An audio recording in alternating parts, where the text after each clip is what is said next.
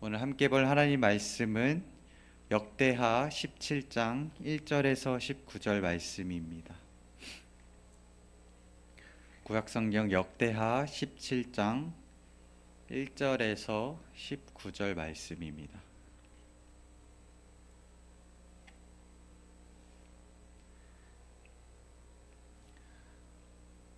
역대하 17장 1절에서 19절 말씀을 교독하도록 하겠습니다. 아사의 아들 여호사밧이 대신하여 왕이 되어 스스로 강하게 하여 이스라엘을 방어하되 유다 모든 견고한 성읍에 군대를 주둔시키고 또 유다 땅과 그의 아버지 아사가 정복한 에브라임 성읍들의 영문을 두었더라. 여호와께서 여호사밧과 함께 하셨으니 이는 그가 그의 조상 다윗의 처음 길로 행하여 바알들에게 구하지 아니하고 오직 그의 아버지의 하나님께 구하며 그의 계명을 행하고 이스라엘의 행위를 따르지 아니하였음이라. 그러므로 여호와께서 나라를 그의 손에서 견고하게 하심에 유다 무리가 여호사밧에게 예물을 드렸으므로 그가 부귀와 영광을 크게 떨쳤더라. 그가 전심으로 여호와의 길을 걸어 산당들과 아세라 목동들도 유다에서 제거하였더라. 그가 왕위에 있은 지 3년에 그의 방백들 벤하일과 오바댜와 스가랴와 느다넬과 미가야를 보내어 여러 성읍에 가서 가르치게 하고 또 그들과 함께 레이 사람 스마야와 느다냐와 스바냐와 아사엘과 스미라목과 여호나단과 아도니아와 도비아와 도바도니아 등 레이 사람들을 보내고 또 저희와 함께 제사장 엘리사마와 여호람을 보내었더니 그들이 여호와의 율법책을 가지고 유다에서 가르치되 그 모든 유다 성읍들로 두루다니며 백성들을 가르쳤더라.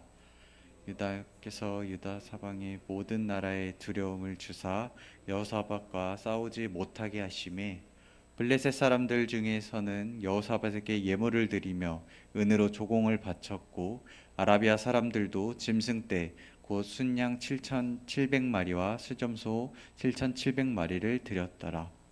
여호사밧이 점점 강대하여 유다의 견고한 요새와 국고성을 건축하고 유다 여러 성에 공사를 많이 하고 또 예루살렘에 크게 용맹스러운 군사를 두었으니 군사의 수요가 그들의 족속대로 이러하니라.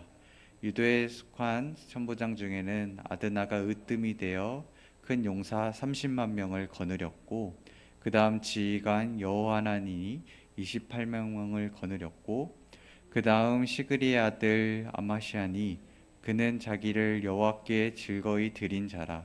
큰 용사 20만 명을 거느렸고 베냐민에 속한 자 중에 큰 용사 엘리아다는 활과 방패를 잡은 자 20만 명을 거느렸고 그 다음은 여호사밧이라. 싸움을 준비한 자 18만 명을 거느렸으니 함께 읽습니다. 이는 다 왕을 보시는 자요 이외에 또 온 유다 견고한 성읍들에 왕이 군사를 두었더라. 아멘. 이제 날이 추워지고 쌀쌀해지는 가을과 겨울이 오면은 자켓이나 코트와 같은 겉옷을 챙겨 입게 됩니다. 그리고 그런 옷들을 보면은 대부분은 단추가 달려 있는 옷들이 많은데요.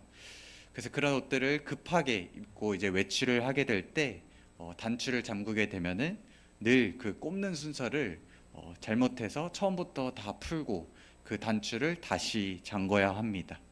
그래서 그런 단추를 채우는 일이 이렇게 급하게 외출할 때, 급하게 어딘가 나가야 될 때 되게 사소하지만 그것이 귀찮은 일이 될 때가 있습니다. 그래서 이것처럼 우리가 신앙생활을 할 때도 첫 단추를 끼우는 것이 중요합니다. 본문 말씀에서는 여호사밧은 이제 유다의 왕으로서 그 처음 단추를 잘 끼우고 시작한 사람입니다. 그는 여호와 하나님을 온전히 의지한 왕이었습니다.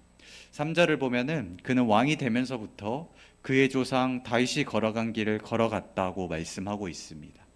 다윗의 길은 하나님을 경외하고 하나님을 찾고 의지한 그 길을 의미합니다. 여호사밧이 왕으로서 즉위하고 이 나라의 정세는 바로 경계를 맞대고 있었던 이 북이스라엘이란 나라가 있었습니다. 그 위에는 당시 북이스라엘에서도 가장 호전적이고 또 악한 왕으로 평가받는 아합 왕이 다스리고 있던 때였습니다. 여호사밧이 왕이 되고 이 북이스라엘은 남유다에 상당히 위협적인 존재였습니다. 그래서 여호사밧은 스스로 강하게 하여서 이스라엘에 대한 이 공격으로 방어를 준비한 사람이었습니다. 그래서 자기 아버지였던 아사 왕이 외부의 그런 아람 왕과 동맹을 맺어서 나라의 국방력을 높이려던 것과는 다르게 스스로 강하게 하여서 나라의 국방력을 높이고자 하는데 대비를 그런 보여줍니다. 그래서 주변의 나라와 동맹을 맺는 것이 어떻게 보면 합리적인 그런 군사적인 작전 전략이라고 볼 수 있지만, 여호사밧은 이런 외교적인 관계에 있는 나라들과 동맹을 맺음으로써 그런 나라를 지키는 것을 선택하지 않았습니다. 보통 그렇게 예나 지금이나 나라의 지도자들이 바뀌었을 때 주로 그런 외교적인 관계에 있는 나라들의, 특별히 동맹국가에 있는 그런 각국의 정상들의 전화를 하는 그런 관례가 있습니다. 그래서 지도자로 취임해서 어느 나라의 대통령 혹은 총리에게 먼저 전화를 거느냐, 그 순서를 가지고도 이 정권의 외교 정책의 방향 혹은 더 중요하게 생각하는 그런 동맹국가가 어디인지 그런 것들을 보여주기도 합니다. 그래서 이렇게 취임을 하자마자 동맹국에 연락을 하고 어떤 무엇을 보내는 것은 어떤 관례적인 인사라고도 볼 수 있지만, 그 안에 포함하고 있는 뜻은 우리나라가 당신의 나라와 동맹이 이만큼 끈끈하다라는 것을 보여줌으로써 우리가 서로의 안보를 책임지고 있다라는 것을 보여주는 것입니다.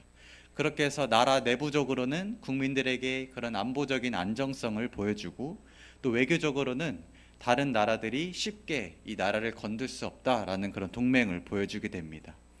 그래서 이렇게 나라와 나라 사이의 동맹이라는 것은 그 나라 사람들의 생명과도 직결된 중요한 안보 전략입니다. 그러나 여호사밧 왕은 이런 합리적이라고 판단되는 다른 외교적인 관계에 있는 나라와의 동맹을 선택하지 않고 스스로 강하게 하여서 자주 국방으로 이 나라를 지켰다고 나와 있습니다. 그렇게 동맹 없이 나라의 안보를 지킬 수 있었던 것은 바로 하나님께서 여호사밧과 함께 하셨기 때문입니다. 10절을 보면은 여호와께서 유다 사방의 모든 나라에 두려움을 주사 여호사밧과 싸우지 못하게 하시매라고 기록되어 있습니다. 하나님이 여호사밧과 이 남유다와 함께 하셨기 때문에 여호사밧이 그 어떤 동맹이 없더라도 함부로 이 주변의 이방 나라들이 유다 땅에 쳐들어올 수 없었던 것입니다. 그래서 하나님 말씀에 순종하면 나라가 부흥하고 또 강해질 것이라는 이 약속은 다윗과 하나님 사이의 언약이었는데, 이것이 곧 여호사밧에게까지 이르러서 여호사밧이 하나님 말씀에 순종함을 통해서 하나님이 그에게 복을 주시고 나라가 강하도록 도움을 주셨던 것입니다. 그래서 여호사밧은 이웃 나라의 도움을 의지하지 않았을 뿐만 아니라 당시 주변 나라들이 모두 하나같이 가지고 있었던 그런 바알신을 의지하지도 않았습니다. 여호사밧은 진지하게 하나님의 길을 고민하고 걸었던 왕입니다. 6절을 보면은 그가 전심으로 여호와의 길을 걸었다라고 기록되어 있습니다. 여호사밧은 하나님을 향한 신앙에 적극적이고 열정적인 사람이었습니다. 전심으로 여호와의 길을 걸었기 때문에 산당들을 부수고 또 아세라 목도들도 없애는 그런 우상들을 없애는 행동으로 그 전심을 하나님께 보이기도 했습니다. 그래서 전심으로 행한다는 것은 흉내만 내지 않았다는 뜻입니다. 사람의 눈에 또 백성의 눈에 좋기 위하여 어떤 척하는 믿음을 보여준 것이 아니라 정말 하나님만 아시는 하나님 앞에서 떳떳한 하나님께 전심을 다하는 믿음을 하나님께 고백하였던 것입니다.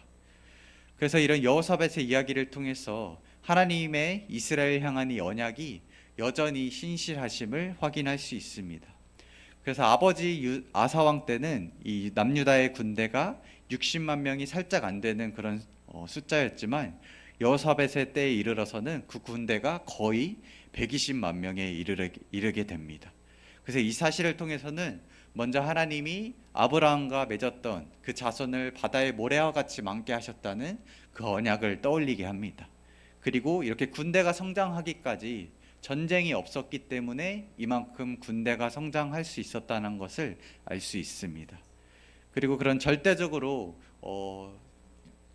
전체적인 어떤 국민의 민족의 수가 많았던 북이스라엘과 대비하여서 이런 남유다가 훨씬 더 하나님의 더 은총을 받고 있었음을 알 수 있습니다.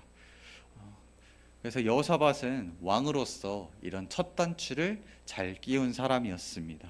비록 나라가 반으로 갈라졌어도 하나님의 언약은 이 남유다의 다윗의 자손을 통해서 계속해서 이어지고 신실하심을 보여주셨던 것입니다. 그래서 우리가 우리의 신앙에 있어서도 물론 첫 단추를 잘 끼우고 그 안에서 하나님과 교제함을 통해서 계속해서 신실하신 하나님을 바라보면서 나아가는 것도 중요하지만, 때론 우리가 신앙생활을 하면서 내가 뭔가 이 첫 단추를 잘못 끼우지 않았나, 뭔가 나의 신앙생활에 있어서 뭔가 돌아보게 되는 그런 계기가 오게 될 것입니다.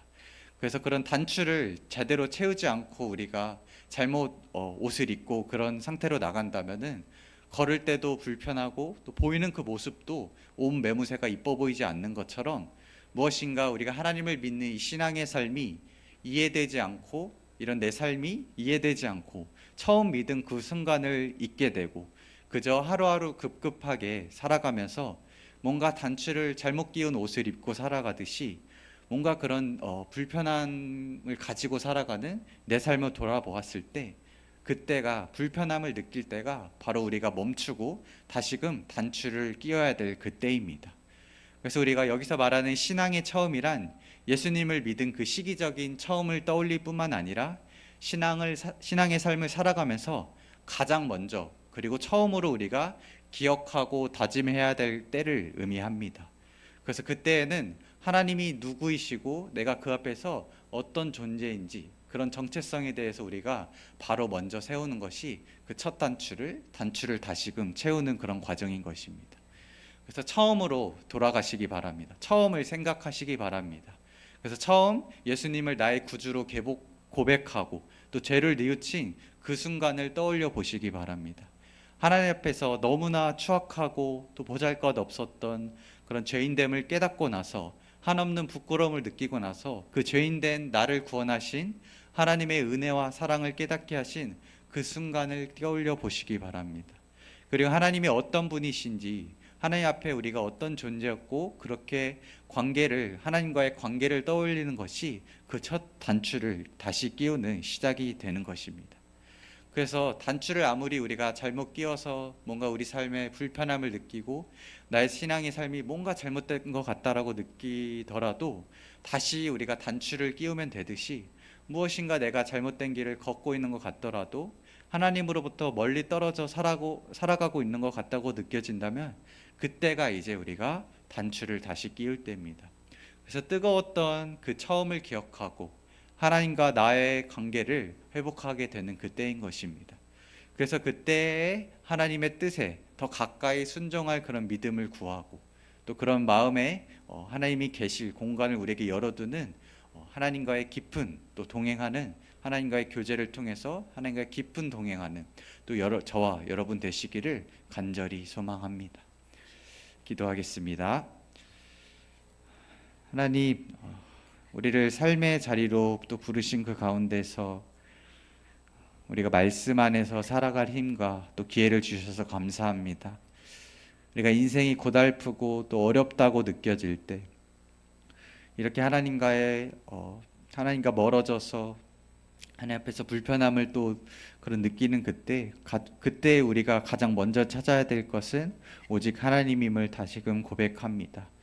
여호사밧 왕 한 사람의 순종으로 이 남유다 온 나라가 하나님을 찾는 그런 나라가 되게 하셨던 것처럼, 이 땅 위에 세우신 하나님의 교회 하나하나가, 그리고 하나님이 세우신 우리 성도 하나하나가 하나님 앞에서 온전한 순종을 통해서 우리의 가정과 또 그 지역과 온 나라가 하나님을 경외하기까지 이르도록 주님의 교회와 우리를 사용하여 주시옵소서. 우리가 전심으로 하나님께 온 마음과 힘을 다해서 하나님을 찾는 그런 믿음을 하나님께 구합니다. 우리와 함께 하시고 우리에게 말씀하시고 우리를 지키시는 하나님께 또 오늘 하루의 모든 생각과 행동을 맡겨드리기를 원합니다. 그렇게 우리가 하나님 앞에 한 걸음 한 걸음 하나님과 교제함으로 하나님께 더 가까이 나아갈 때 온전한 믿음을 이루실 줄을 믿습니다. 오늘 하루의 생명을 또 오늘 주님께 온전히 맡겨드리기를 원합니다. 예수님의 이름으로 기도합니다. 아멘.